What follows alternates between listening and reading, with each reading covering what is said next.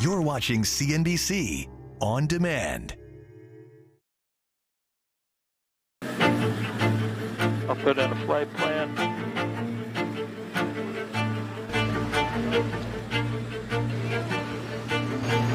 We got a flight plan ready to go. Captured 5,000, accelerate. Mile and a half up.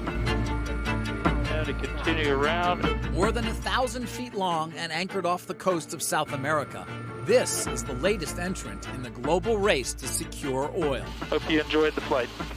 It is a monstrous piece of equipment. We've now been producing oil and gas for about 78 days.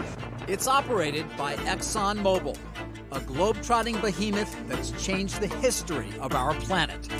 For more than 100 years, the company's oil and gas have fueled our commutes, taken our goods all over the world, and been converted into chemicals that go into our everyday products. This is what's used for your milk jug.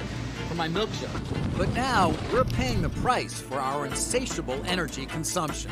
We've been seeing the wildfires out in the western United States. We see the consequences of climate change bearing down on us. If we don't wean ourselves off fossil fuels, if we don't fix climate change, it will fix us. ExxonMobil has been seen by many as a ringleader of climate change denial. They're the ones who knew back in the 70s and 80s that the burning of fossil fuels is going to affect the climate.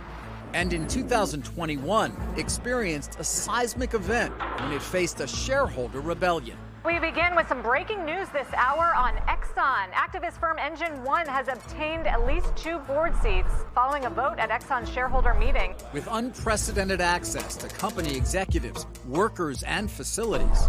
Well, we could take you up there. Put a hard hat on you and some gloves. We'll take you anywhere you want to go. This is very light crude. This would be another form of blue hydrogen. I'm actually 3rd generation ExxonMobil. We're examining whether ExxonMobil is serious about lowering its carbon emissions. You say you want to be a leader. Do you really think you are, that ExxonMobil is a leader in that area? I think we will be, absolutely. And finding out whether its investors are willing to pay for a faster energy transition.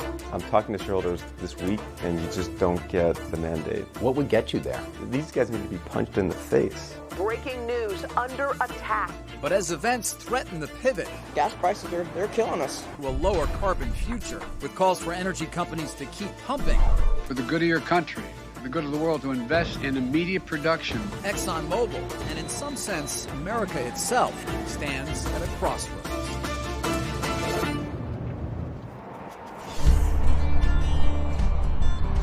Three hours from the Mexican border lies a land of paradox, admired by naturalists for its scenic beauty and coveted by capitalists for the rich resources trapped deep beneath the surface.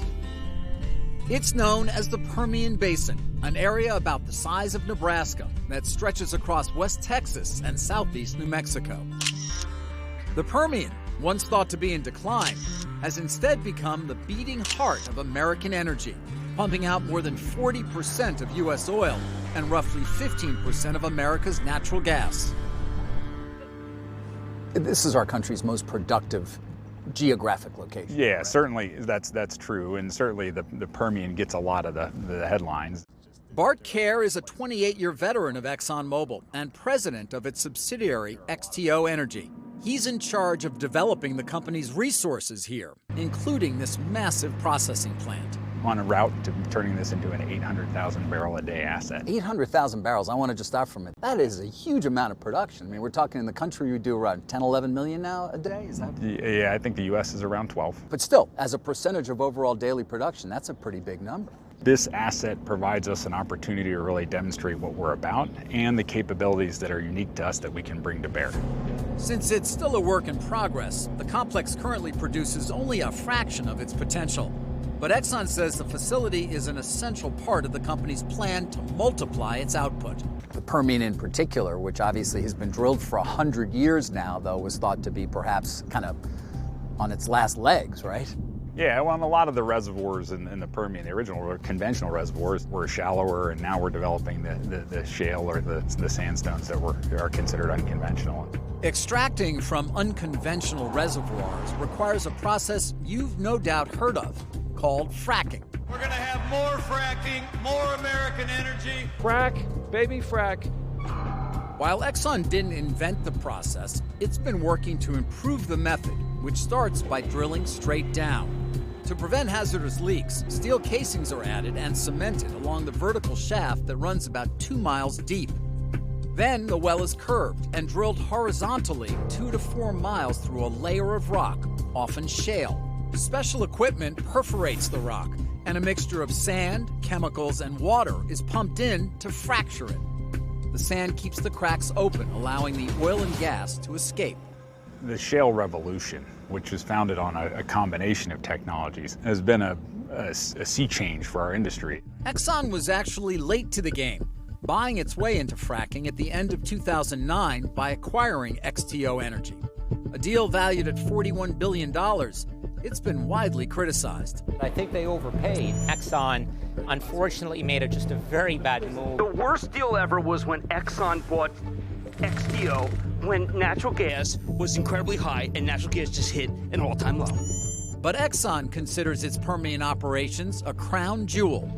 Fracking itself has fueled an astonishing turnaround story, transforming a declining U.S. fossil fuel industry in the early 2000s into the world's top producer of natural gas and oil, surpassing Saudi Arabia and Russia.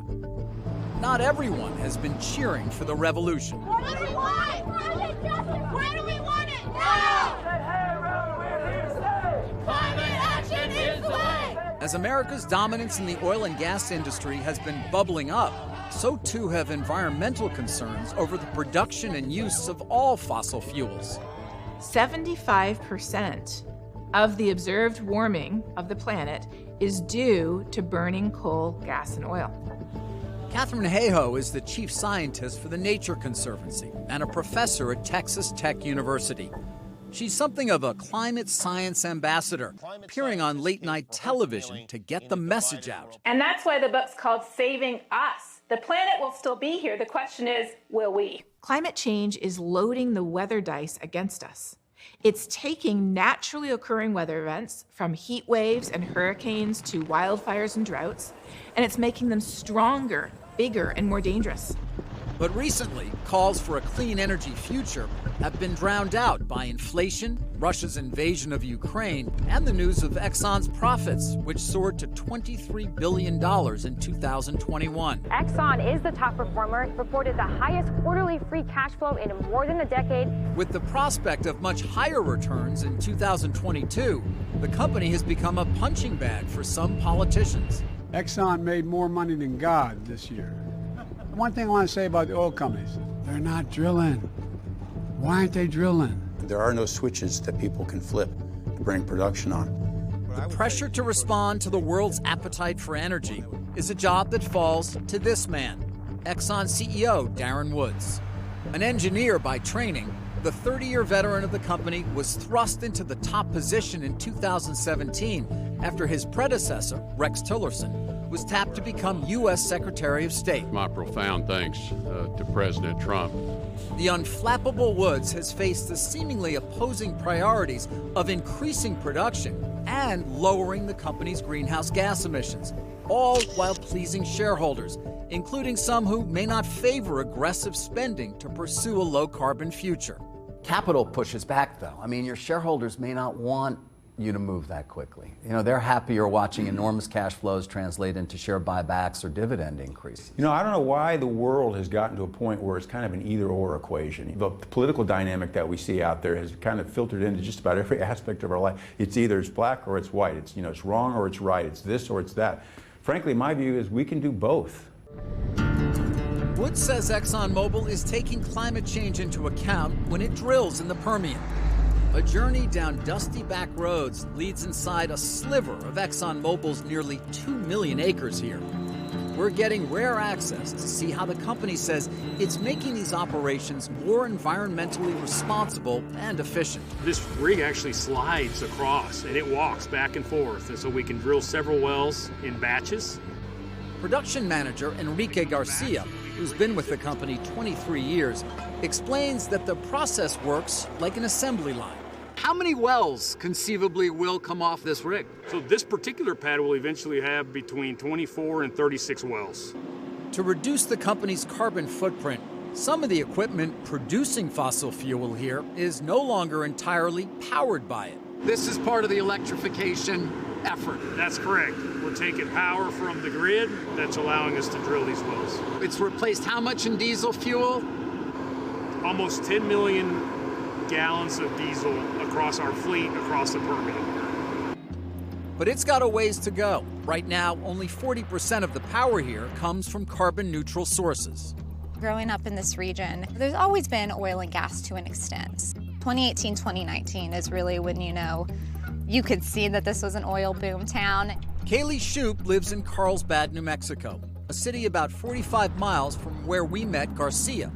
She's become an activist trying to raise awareness about environmental concerns caused by the oil and gas industry.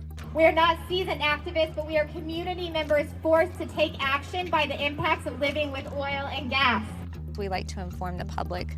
What is the risk of living near an oil and gas site? One of her concerns involves a highly explosive, naturally occurring gas that is released during fracking, methane. It's so abundant, it can be an engineering challenge to capture it all, so it's often flared or burned. So if you don't burn it, all of that methane gets released into the atmosphere, where it is more than 30 times more powerful at trapping heat than carbon dioxide. If you burn it, it then releases carbon dioxide, so it's kind of a lose-lose. It's an invisible greenhouse gas that can also leak from facilities. Shoup has seen it with special equipment. And that was just really harrowing to sit back and be like, oh my gosh, this is happening every day, and no one's seeing it. You can't see it, you can't smell it, you can't taste it, and so out of sight, out of mind. Mark Brownstein of the Environmental Defense Fund says for decades we've had no clear picture of how much methane the industry has been emitting. His organization set out to change that. When they would assert that they didn't have a methane emissions problem, we said, where's your data? Well, there is no data. It's all engineering calculations. And so we started a set of peer-reviewed field studies, which actually then showed us that in the United States, for example, emissions are 60% higher in actuality than what's being reported to the federal government today by industry. I give great credit to the Environmental Defense Fund. Very progressive research and high-quality science. Matt Colasar, ExxonMobil's chief environmental scientist, says the company has been making strides to reduce its methane emissions. I think industry fell behind on getting some of that infrastructure in place to take the gas out of the basin. We as a company set up a program now 4 years ago that said, I will not start up this unit until I am sure I have the right infrastructure to get that gas to market and I don't have to flare it. Enter Exxon's ambitious Cowboy plant, a sprawling complex that wrangles and separates oil and natural gas from roughly 400 wells. In the facility's nerve center, the barrel count quickly adds up. What's it, 143,000 barrels a day I'm seeing there? That's ringing the cash register to a degree. The company says now, when a new site starts producing, the gas, along with the oil, can be reliably captured, sent to Cowboy, and sold. Out in the field, Exxon monitors methane with special gas imaging cameras, overhead flights, and new technologies at certain sites. So we got sight, sound, sort of a digital smell. We're trying all sorts of applications and technology. Surround the problem. And ultimately, those sources are pretty easy to fix. Brownstein says it's only a start. I'll know we're making progress when they can show me the field monitored data that shows that, in fact, yes, their emissions have gone down, and that they can show me year after year that that is, in fact, the case. The company's commitment to lower its greenhouse gas emissions comes straight from the top. Darren Woods, thank you. Today, we announced plans to achieve net zero emissions in our Permian Basin operations by 2030. That means Darren Woods is promising the company will reduce its carbon footprint from its own operations and processing in the Permian, even as it's increasing production there. But it has nothing to do with the emissions that come from burning the product it produces. The critics would say, well, yeah, okay, but you're still taking carbon out of the ground, and then it's going to be burned and go into the air, and that's the real problem. And that comes back to the demand equation and what alternatives people have to meet their needs. Until you have good solutions to address that demand, those emissions will be generated. While ExxonMobil's environmental efforts in the Permian are noteworthy, some fear the company is prolonging our dependence on fossil fuels and delaying progress of an essential shift towards sustainable, renewable energy like wind and solar, areas the oil giant is not pursuing. Exxon's a challenging topic. Why? Well, for over 30 years, they really led, or one of the leaders, of the movement to deny climate science, to obfuscate the facts. Recognize Mr. Khanna, who is the chairman of the Subcommittee on the Environment. Now Congress is investigating big oil's role in what some call the climate change misinformation campaign. Was a mistake. It's a mistake. I thought you would just say it's a mistake. Then and now. Have they really turned a corner? Are they going to say, look, we understand the climate's important and we're going to have a different attitude. We're going to take accountability.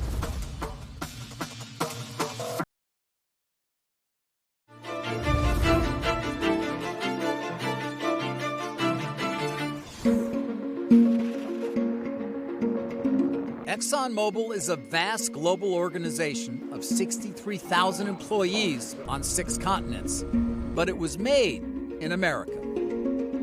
Pulitzer Prize-winning journalist Steve Cole, who wrote a seminal book on the company, says its story is the story of oil. They attract a lot of attention. They did right from the beginning in the first part of the 20th century, and I think for many Americans, they are big oil. The first commercial oil well was drilled in 1859. A decade later, a 30-year-old John D. Rockefeller founded Standard Oil, and in so doing, created one of the biggest fortunes in American history. Well, John D. Rockefeller was a perfectionist. He was ruthless, absolutely determined to succeed in business. By the 1880s, Rockefeller's company controlled 90% of domestic oil refining. Back then, kerosene, used for lighting, was the moneymaker. Gasoline was a byproduct, virtually useless. It was thrown away. If you go back to the very history of Standard Oil, it was not obvious that oil and petroleum was going to be the thing that powered the world economy. The rest of the economy built up around it as they innovated. With the arrival of the automobile, a car comes off the end of the line every 10 seconds. A market for gasoline finally came of age. The company grew so powerful that the Supreme Court ruled it was a monopoly. The court ordered its breakup. Standard Oil became 34 separate companies. In 1926, the biggest descendant, Standard Oil of New Jersey, created a new blend of fuel called Esso. The company expanded dramatically over the next decades, in the U.S. and overseas. And in 1972, it changed its name, ushering in the modern era of Exxon.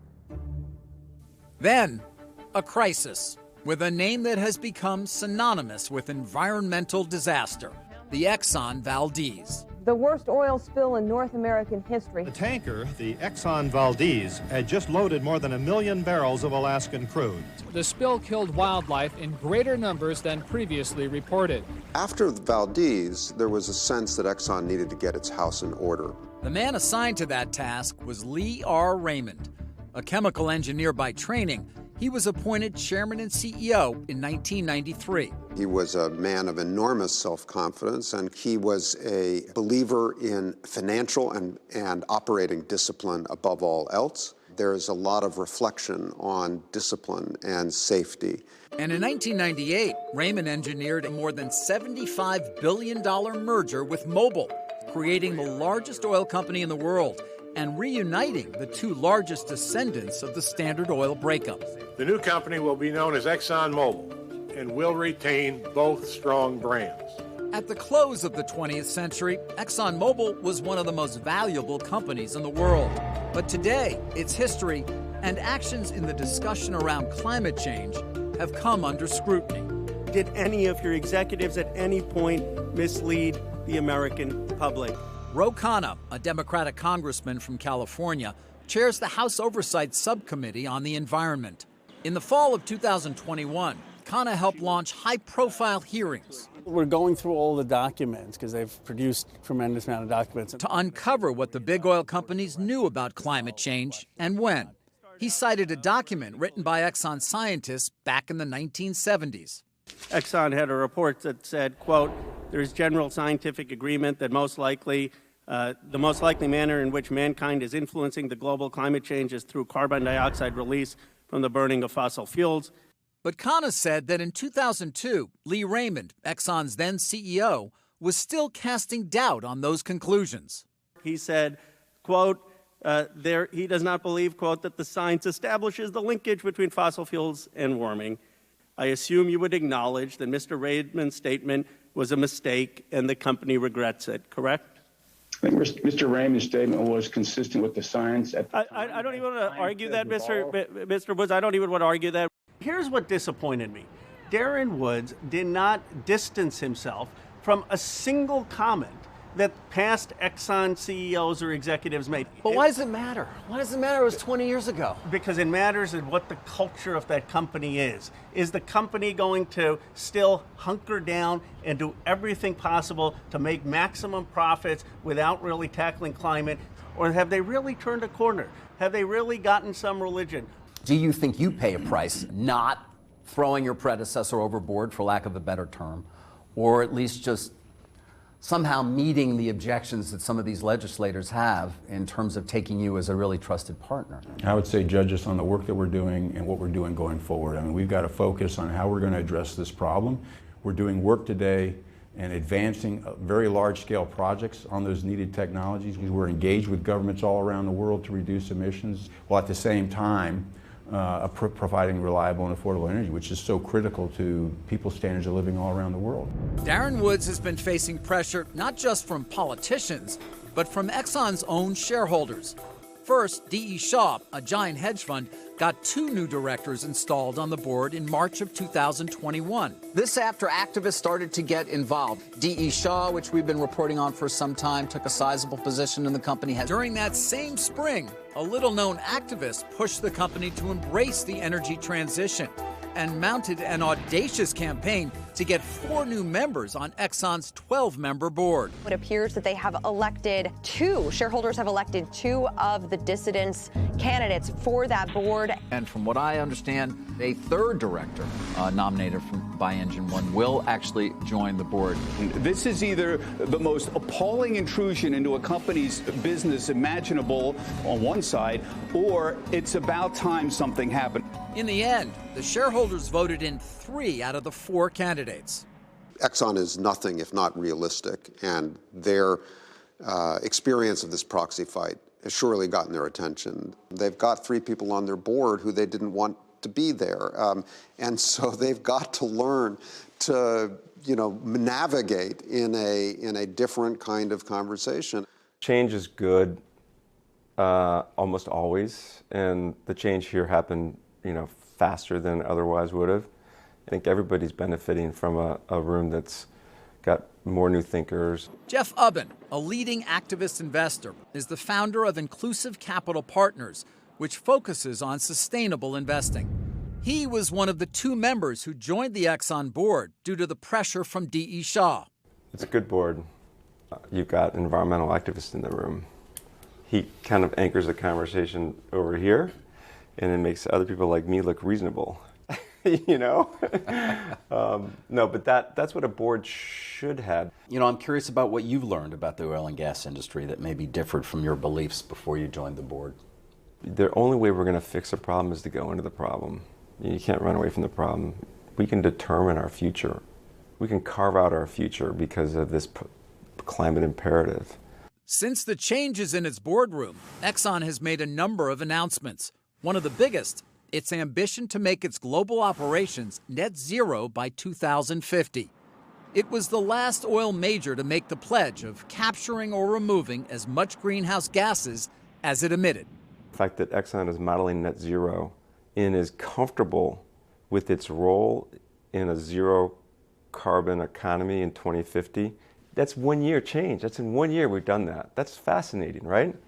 So I think it's roughly a year ago or so you lost that proxy fight. What, if anything, have you changed in terms of whether it's your transparency, whether it's the way you communicate with shareholders as a result of that event? Yeah, I think you've touched on 2 important ones. For all these things, all these challenges, our job is to learn from those and make sure that we're responding to why did we get the votes against us. So you will see today We've become much more transparent so that people can get an idea of how we expect to manage this business as we move into this uncertain future. And you know, the Houston Hub's a great example of that.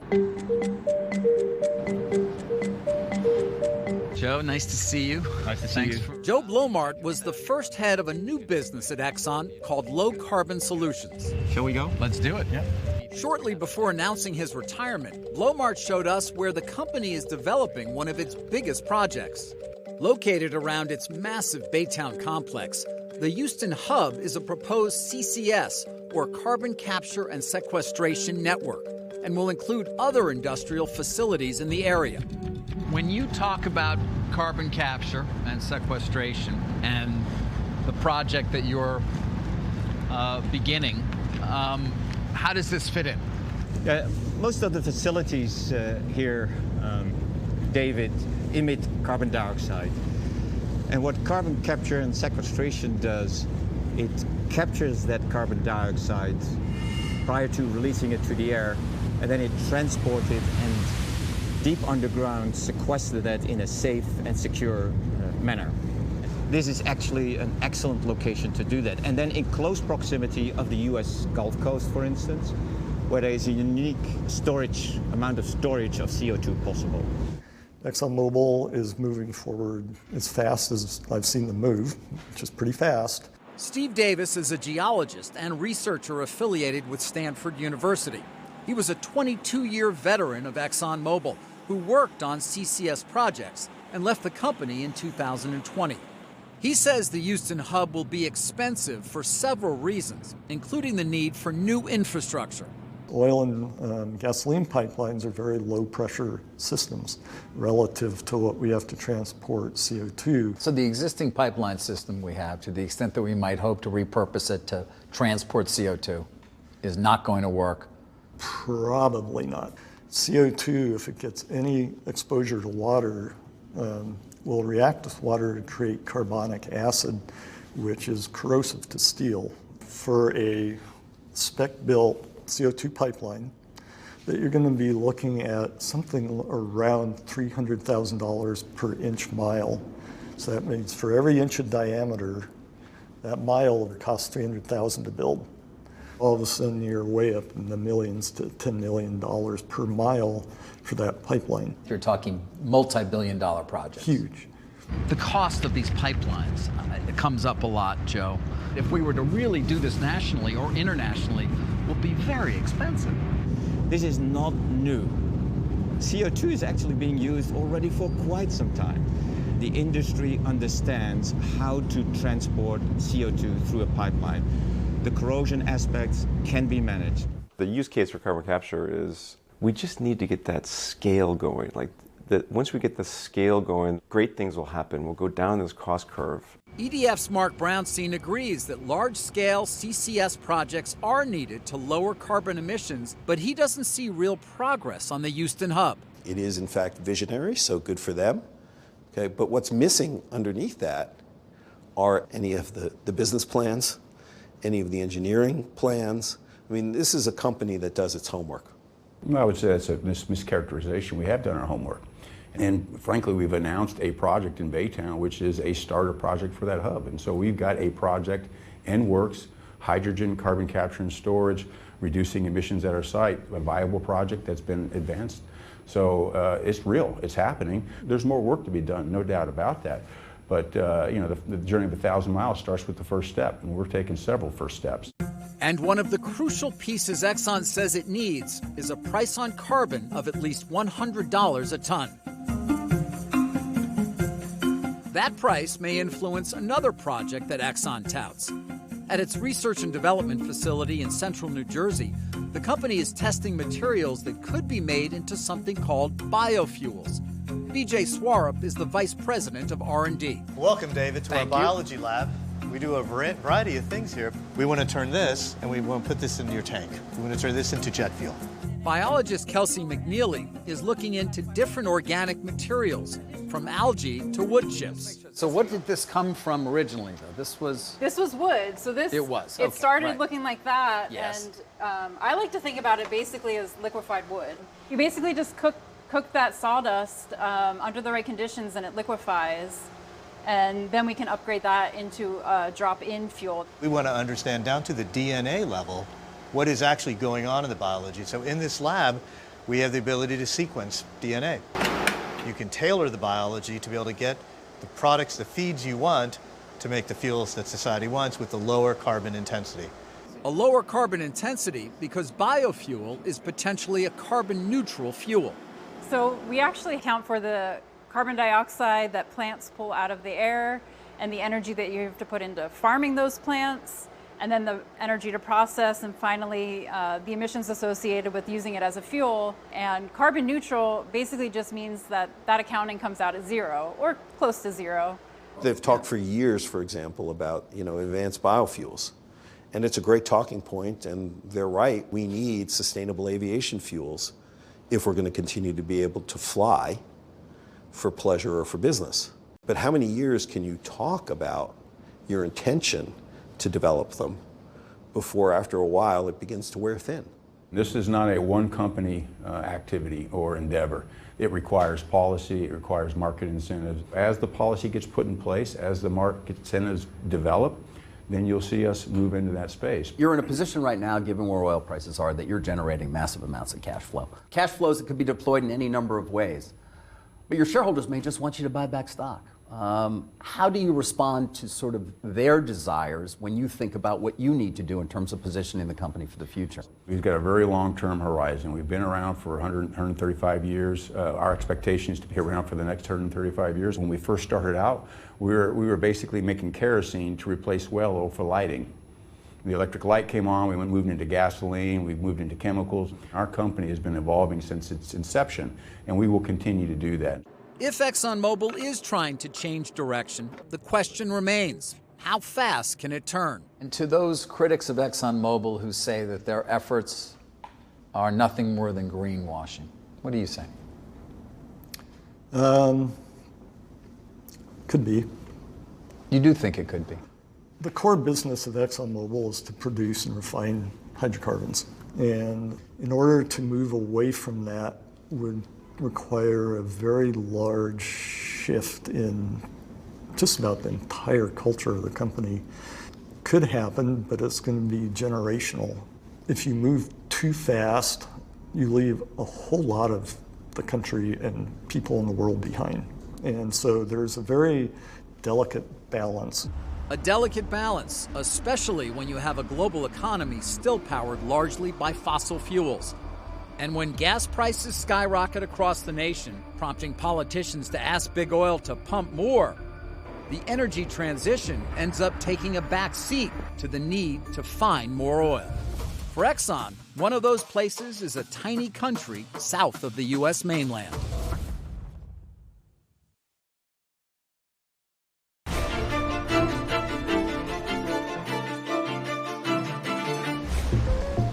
Gas prices and airfares soaring. Oil and natural gas prices are spiking to new record highs at the pump. Gas prices jumping 5 cents in a single day. Climate scientists have been warning for years. The burning of fossil fuels has warmed our planet. As the poles melt and glaciers retreat, the seas are rising and threatening coastal cities like this one on the northeast coast of South America, Georgetown, Guyana. According to climate research group Climate Central, Georgetown is one of 9 global cities with areas that could be underwater by 2030. We suffer greatly from the threats of climate change. Our coastline is below sea level, where more than 85% of the population reside. Dr. Mohammed Irfan Ali is Guyana's president.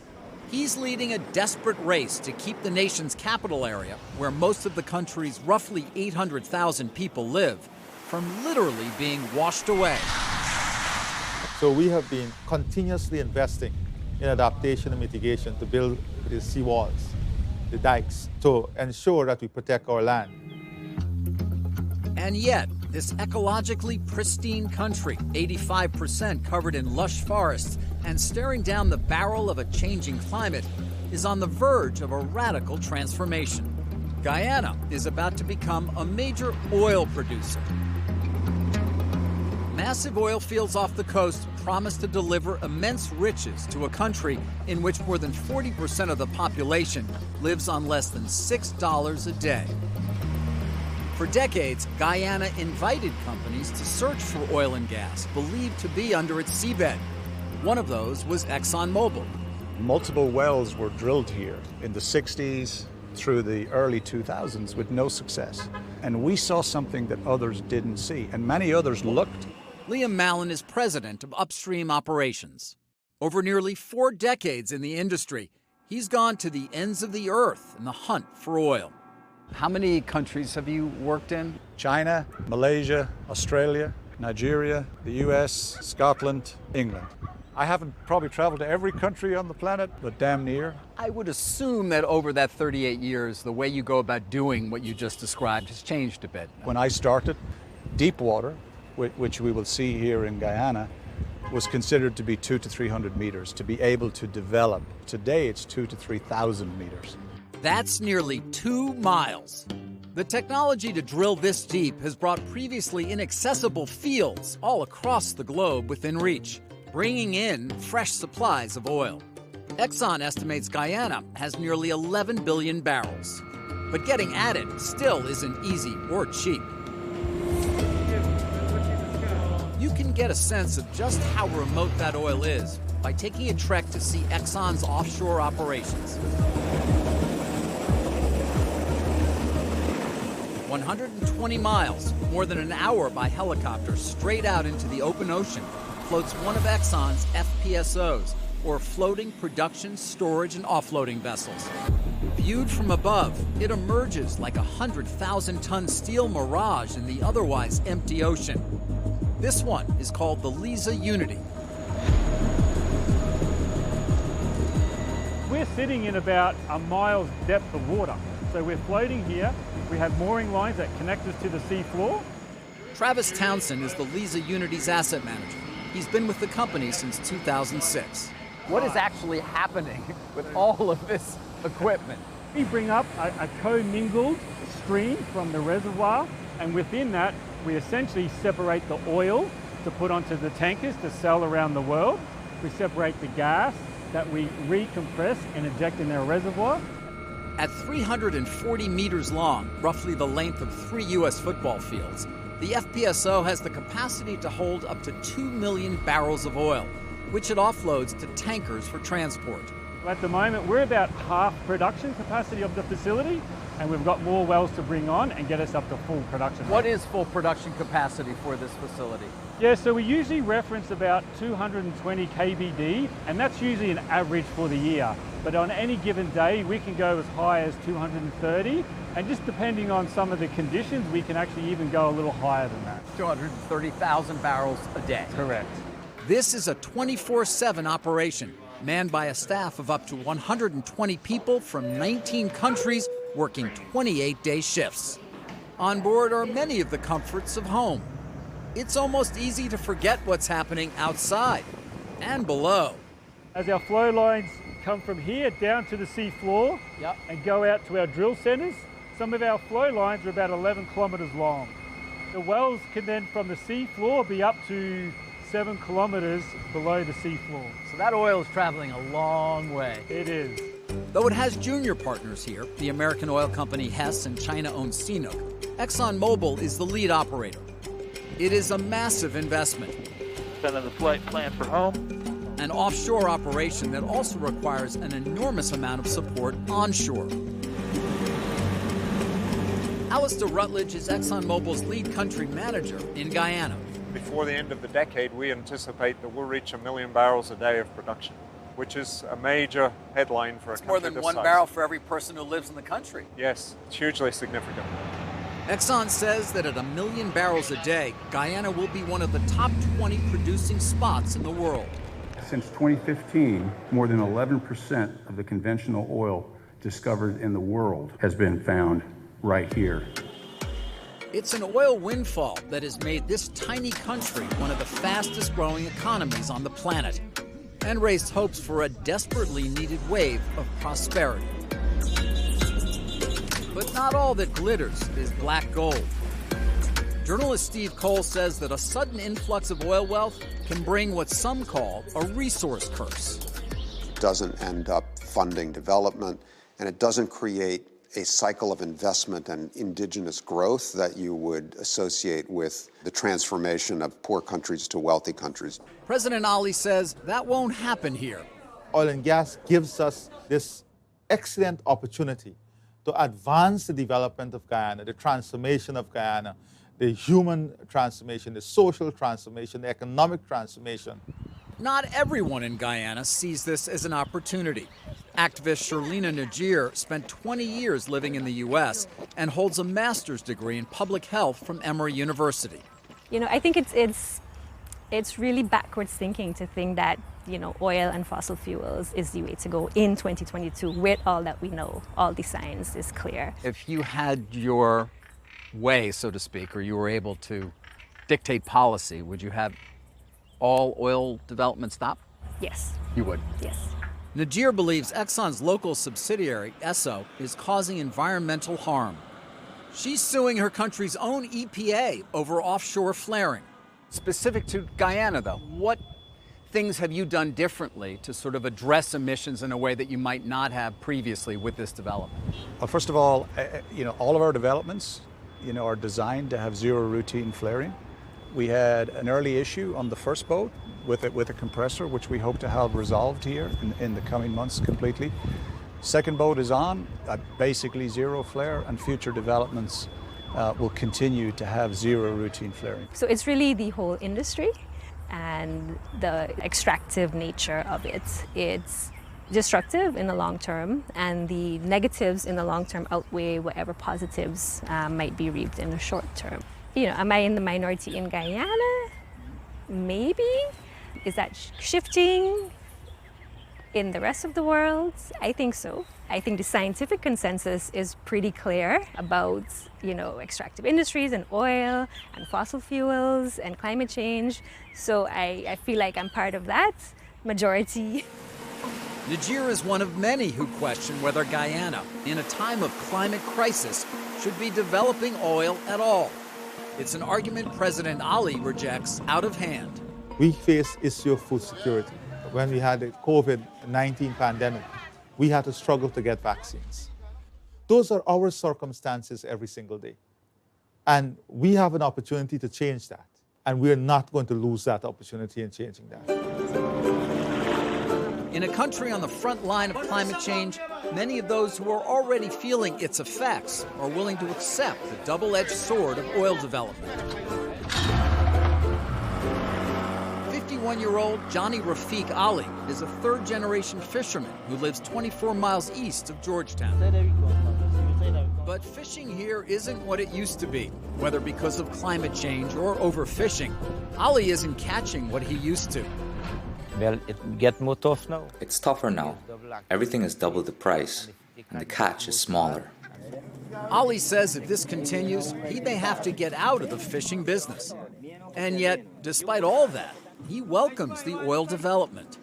As a little boy, I heard that the country will not move forward. Today they are saying, we hit the jackpot with the oil. And now we're going to see changes.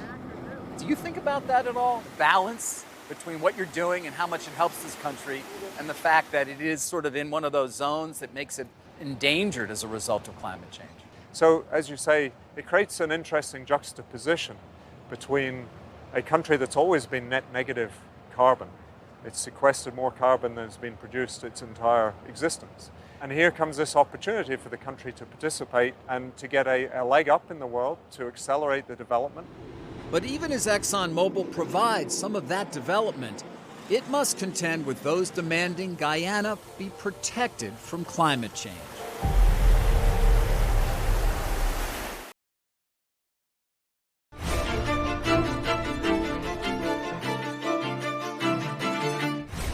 From the Permian to Guyana and other places in between, ExxonMobil's profit engine still relies on the oil and gas it pumps out of the ground and refines. But it also earns billions of dollars from one of its less well-known businesses, chemicals. Just outside Corpus Christi, the company's newest chemical plant rises from the marshy flats of the Texas Gulf Coast. It opened in early 2022, taking in natural gas from just down the proverbial road. The feed from the Permian is what drives this plant. So you got a price advantage, you got a transportation advantage. So that's a huge piece of the equation here. And so is there a pipeline coming directly here from the Permian? From the Permian, There is. yeah. To get a sense of the size and scope of the place, Fortunately, we can't get up there. Put a hard hat on you and some gloves. We'll take you anywhere you want to go. All right. you need to go up for a bird's eye view. As the CEO of a plant like this, what are you looking for, if anything? What's sort of catching your eye is important? When I do a plant visit, I'll walk out and talk to the operators doing a job. I mean, one of the critical factors to successfully managing safety is making sure people keep their head in the game the whole time. And then it gives me a chance to talk to people who are doing real work. I mean, at the end of the day, this is where the money's made. This plant, spread over 1,000 acres, is a joint venture between Exxon and the Saudi company SABIC. People sometimes forget, I mean, chemicals, I think, was $7.8 billion in earnings last year for ExxonMobil. It was a good year last year. Was a pretty good year, wasn't it? Yeah, people forget too, they think about us as being an energy company. In fact, we are one of the largest chemical companies in the world. One of the chemicals, polyethylene, that Exxon produces here is used in making plastic, and demand is skyrocketing. Hello. At Exxon's giant Baytown complex, engineer Adriana Silva shows off the lab where different polyethylenes are researched. So these are product technology labs. Tested and made. Is this what we start with here? What are we looking at? We make powder. That's what comes out of our reactor. This is polyethylene powder. To use on a lot of the equipment you see here, we need this finished form.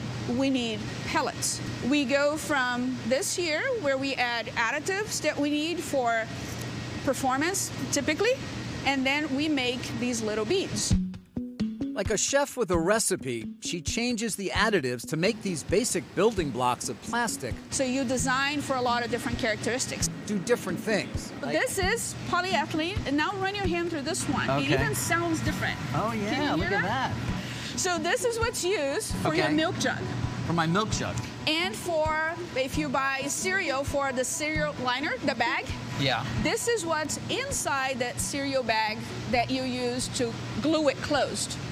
Okay. And one of the major differences between this material and this material, it's only the density and basically the crystallinity. The pellets can be made into plastic films that you see at your local supermarket. This is one of the films that is put together with other films to make something like your stand-up pouch. It needs to be able to stand up, hold the liquid and all that. Something that is designed to hold meat and cheese, you need different materials to give you more of what we call barrier. Barrier to oxygen, barrier to moisture. And surprisingly, these materials are allowing Exxon to cash in on the exploding popularity of electric vehicles. Karen McKee, who oversees the chemical business, explains how that's possible. For an electric vehicle, the amount of plastic that you want to put into that vehicle is much higher because you've got to overcome rolling resistance. And so in order to get that battery to give you the longest distance between recharges, reduce weight. You've got to get the weight down. You've got to get the weight down. You've also got to get this is a bizarre thing, but you've actually got to have much better soundproofing in your vehicle. Because today you've got the engine noise, it's kind of a white noise that takes out all the bumps of the road and all of that. That's all gone in an electric vehicle. So you need much better sound barrier protection. Plastics and other polymers are solutions to that. In an ironic twist, Exxon's chemical business is benefiting from the rise of EVs, even as gasoline sales are threatened by it. How confident are you in terms of understanding the use of electric vehicles in this world, what that's going to look like in terms of the ramp up, and therefore the reduction potentially in gasoline products as a result? We did some work very early on. They said, let's just make the assumption that ultimately every car in the world that's sold is electric, and that ultimately, I think we got to by 2040 that every vehicle in the world is electric.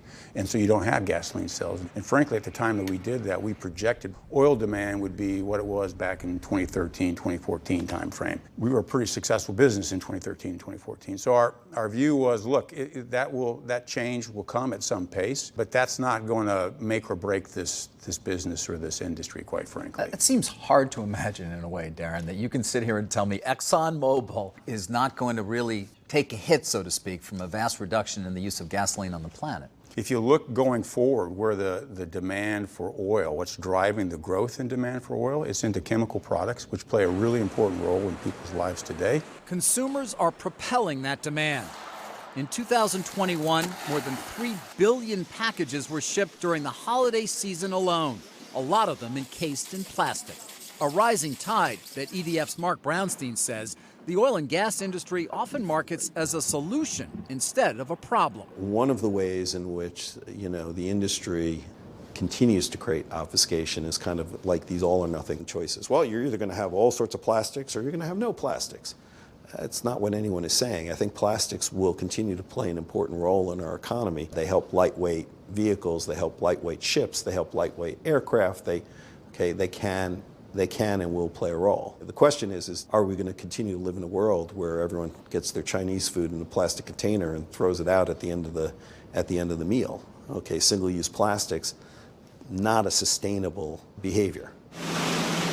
With less than 10% of the world's discarded plastic currently being recycled, there are increasing calls for more scrutiny of the industry's role in the plastic pollution crisis. I want you to respond to that, and to those who believe that ExxonMobil is part of the so-called plastic problem. Obviously, we have a huge waste problem in the world. There is a challenge in that space that needs to be addressed, and we're trying to work constructively to address the plastic waste problem.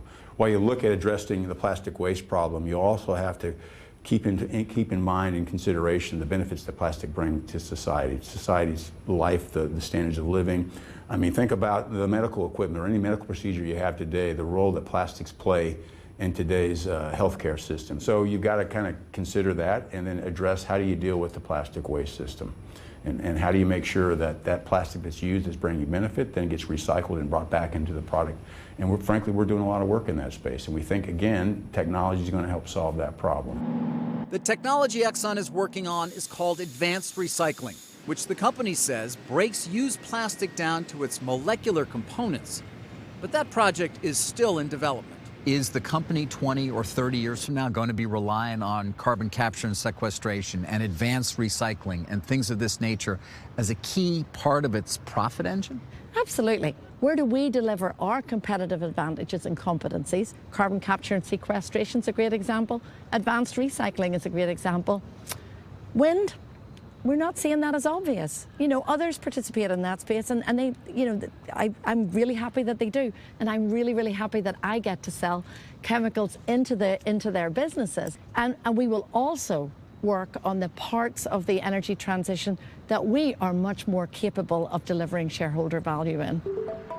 Right now, Exxon is keeping its shareholders happy, raking in $23 billion in profits in 2021. Yet over the next 6 years, it's only investing an average of $2.5 billion annually on lowering greenhouse gas emissions. Board member Jeff Ubben blames shareholders for keeping the company from spending more on the energy transition.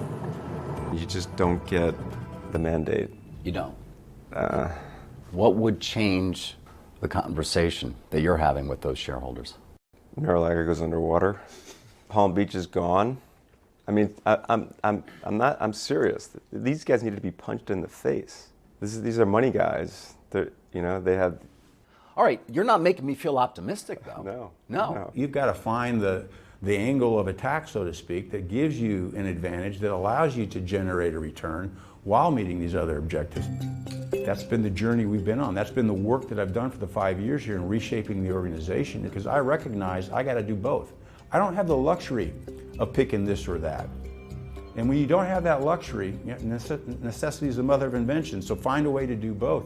And I come back to how are we going to do that? Rely on these advantages that we've developed over the past 100+ years. The current management has a lot to prove. You seem to still want to have an open mind in terms of whether they are a real partner, so to speak. The energy transition is a truly an all-hands-on-deck moment, particularly that because we don't have huge amounts of time. I'm willing to work with just about anybody who demonstrates that they're sincerely engaged in wanting to solve this problem. Do we want to lead the transition, and do we want to speculate, for lack of a better word, on the carbon economy, or do we want to wait for it to happen? That is the conversation we have 4, 5, 6 times a year.